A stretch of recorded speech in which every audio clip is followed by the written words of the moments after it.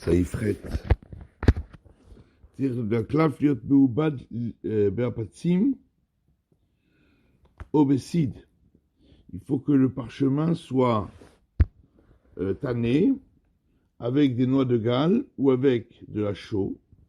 C'est chez Moubad Lishbo, il faut l'avoir tanné pour le nom de la mitzvah, de Tfilin. Tov l'otzi bisvatav, il est bon de le dire avec sa bouche. Betrilat ha'iboud, au début du tonnage, chez ou me'abedo le shem Tfilin, qui le tanne pour les Tfilin, ou le shem Sefer Torah, ou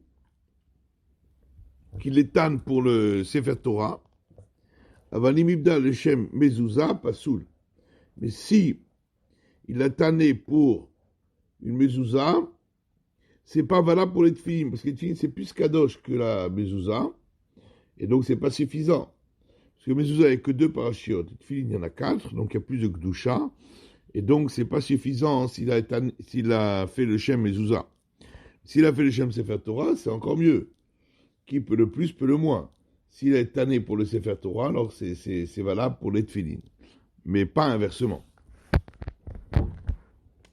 Alors, bitrilat, be'abatsim ou besid, dit le Mishabura, Kav Gimel, ou le Ekuvahu.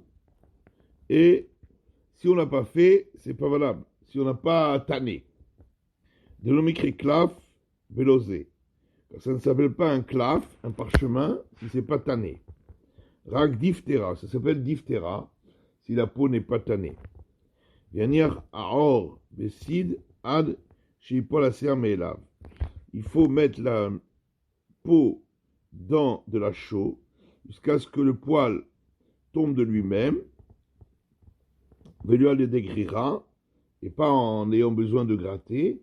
Et ça, c'est le signe que ça a déjà été suffisamment travaillé. Imotzi o kodem lachen, le tovalav, david diftera, adain ou pasoul. Et s'il a sorti la peau avant que les poils ne tombent de par eux-mêmes, il ne pourra pas écrire dessus les tefilin, parce que ça s'appelle diphtéra, ça s'appelle une peau qui n'est pas suffisamment tannée, et c'est pas valable. Il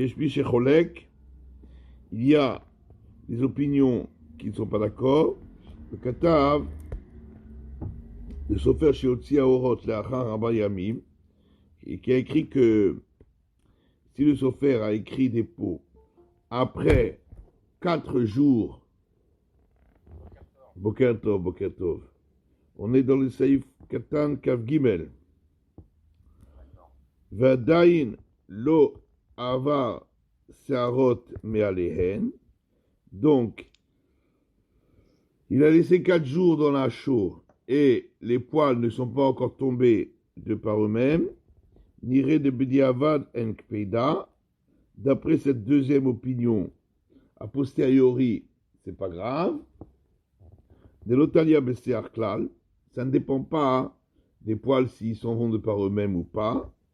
Et Kevan de Kvar Hunar Besid, Veditkan Kehogen, à partir du moment où on l'a laissé dans la chaux pendant 4 jours, ça a été donc ainsi arrangé comme il faut. L'omikre diphtéra, ça s'appelle plus diphtéra. Donc, il y a 2 opinions. À partir de quand ça s'appelle plus diphtéra? Est-ce qu'il faut attendre que les poils tombent de par eux-mêmes? Ou est-ce qu'il suffit qu'il a laissé la peau pendant 4 jours? Le sfatav, il faut qu'il dise avec sa bouche qu'il le fait le iboud, donc le tannage, pour les tfilin. Bediavad dayo b'marshava. A posteriori, c'est valable s'il l'a pensé, même s'il l'a pas dit. Bitrilat, au début du iboud, vioter en tsarich lolotzi bisotab l'archov, shemita bedim lishma, et la bitrilato bilvat.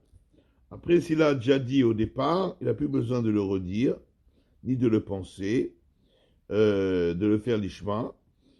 L'essentiel, c'est qu'il l'ait dit au départ. Même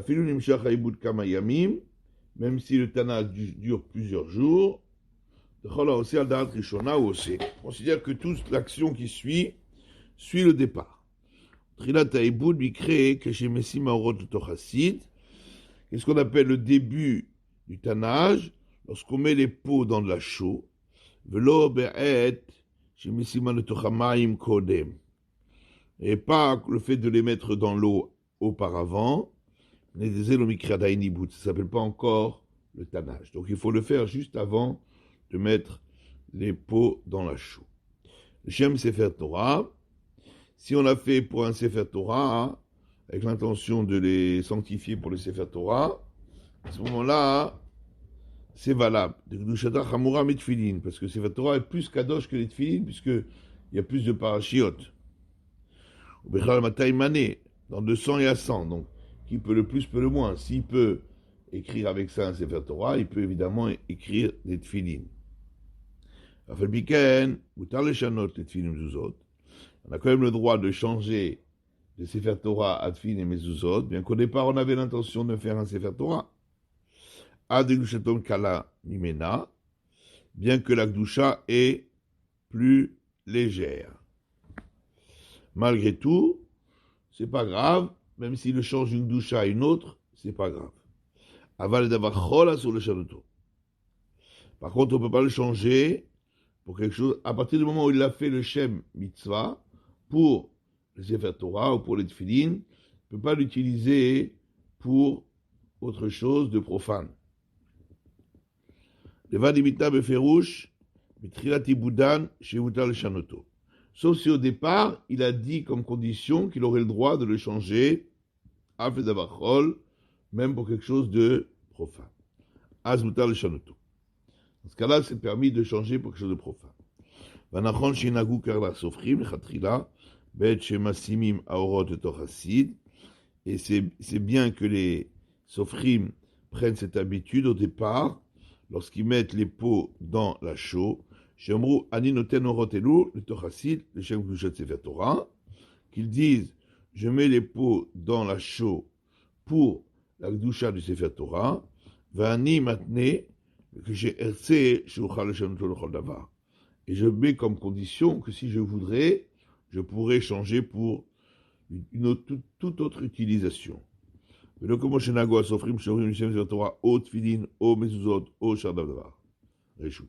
Pas comme les sofrim qui disent soit pour Sefer Torah, soit pour Tfilin, soit pour mezuzot, soit pour autre chose qui n'est pas de mitzvah. Les achronim ont un doute dans ce cas-là, est-ce que ça marche?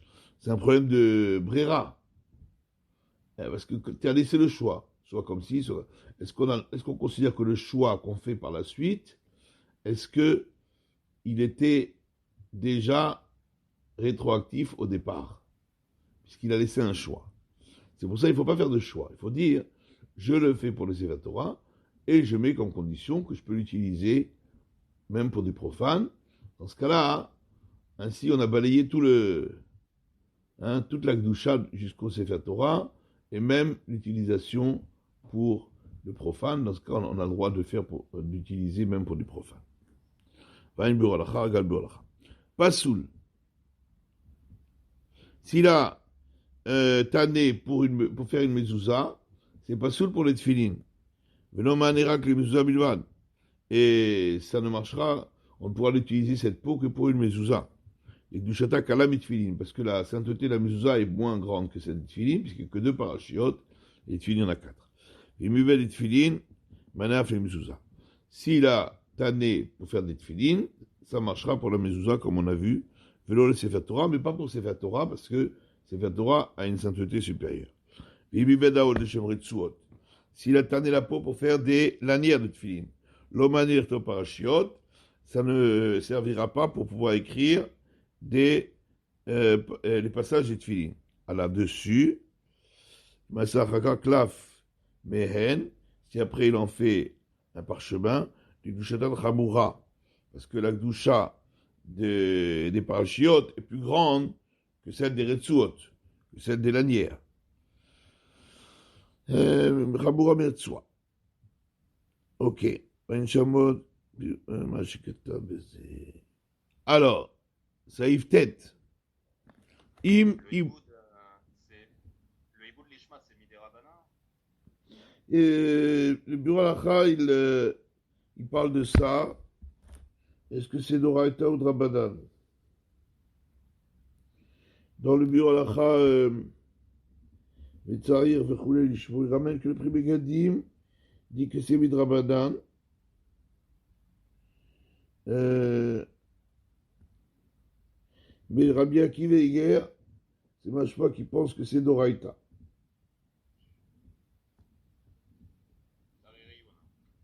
Il y a une discussion, est-ce que c'est d'Oraita ou de Rabbanan? Bureau halakha rapporte ça, cette discussion. Alors, tête. Im ibdo eno yehudi, si un non-juif a tanné la peau, le Rambam afilu amal Israël le abed lishmo, pasoul, pardon, la Rambam pasoul, d'après le Rambam c'est pas valable, afilu amalo Israël le abed lishmo. Même si le juif était là pour lui dire de faire lishmo. Vous vous rappelez qu'on a vu cette marloquette déjà pour les tzitzit, concernant le filage des tzitzit, hein, des fils des tzitzit, il y a la même marloquette. Si le goy l'a fait, est-ce que c'est valable ou pas? Alors d'après le Rambam, c'est pas valable, parce que même si le juif lui dit de faire l'ishmo, on considère que le goy il fait qu'à sa tête, quoi. Par contre, la roche cachère, d'après le roche, c'est valable. Il Israël omed al gabo vesio, si le juif est à côté de lui et lui dit de faire l'ishmo, et il l'aide un peu aussi. Haga ketzad be'avoda. Il faut qu'il l'aide un petit peu, bechatrila, dans le travail.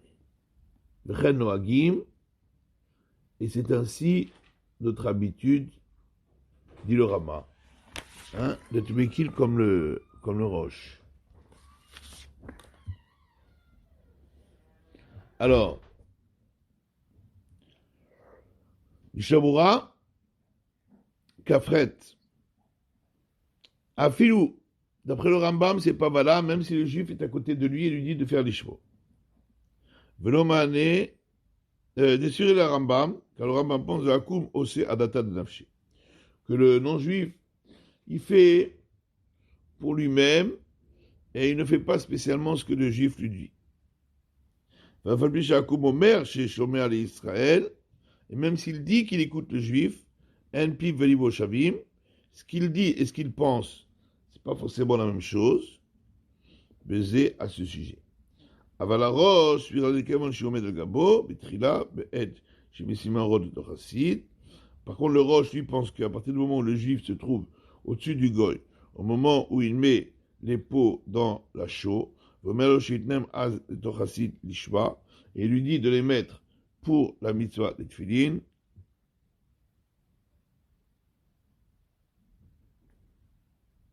c'est valable.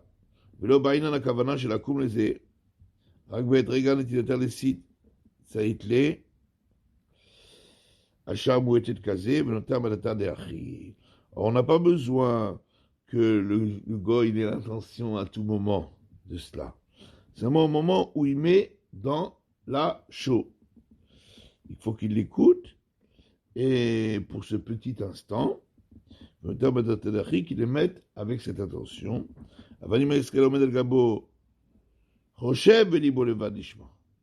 Si le juif est à côté de lui, il a eu l'intention de faire l'ishma, mais il ne lui a pas dit au goy de faire l'ishma.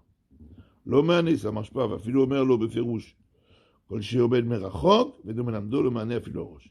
Et même s'il lui dit, s'il est loin, et pas au-dessus de lui, pour le lui enseigner, ça ne marche pas d'après l'ordre. Il faut que le juif soit là, au-dessus de lui, et lui dire, fais-le l'ishma. Ketzat, il faut qu'il l'aide un petit peu. Même s'il l'a aidé à la fin,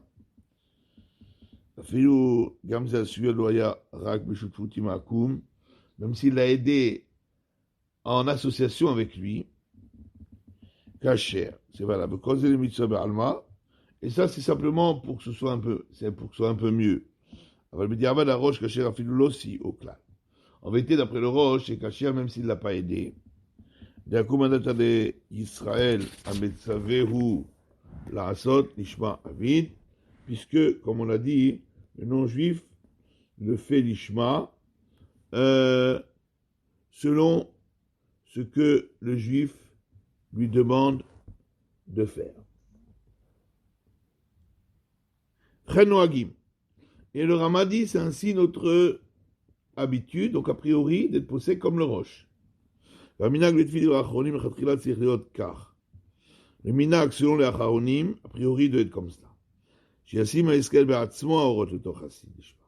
faut que le juif lui-même mette les pots dans la chaux lishma. Yoma lakum, shekosher melechet haibud, shiaseh, ou yaseh gam ken lishma. Et dira au non-juif que tout le reste de ce qu'il fait soit fait lishma. Après le goy peut le sortir, l'arranger. Dans ce cas-là, le juif n'a pas besoin d'être à côté et de l'aider, puisqu'on a vu que l'essentiel c'est le début.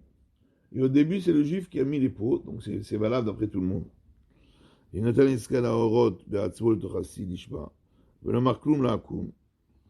Si maintenant le juif, il a mis les pots de lui-même dans la chaux, il n'a pas dit au non-juif de continuer l'ishma, si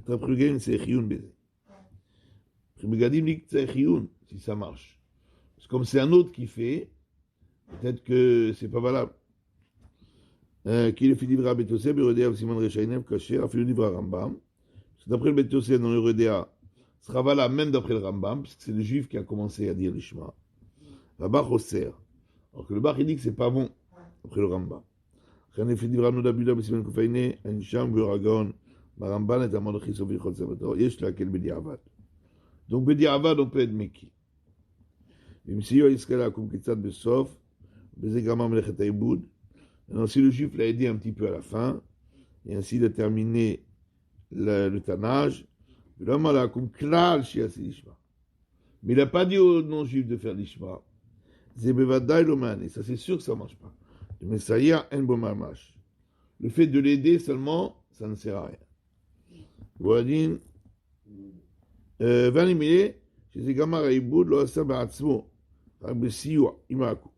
Ça c'est seulement dans le cas où il n'a pas fait lui-même, il a aidé le non-juif.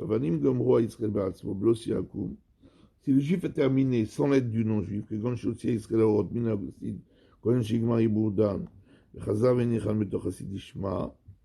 il a sorti les pots de la chaux et il les a remis l'ishma, le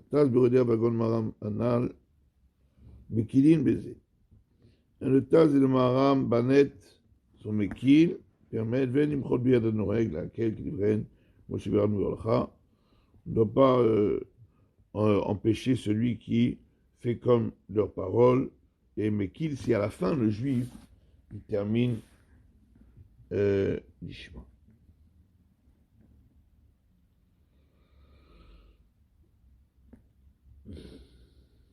Voilà, on va laisser là. À demain, Bezrat Hashem.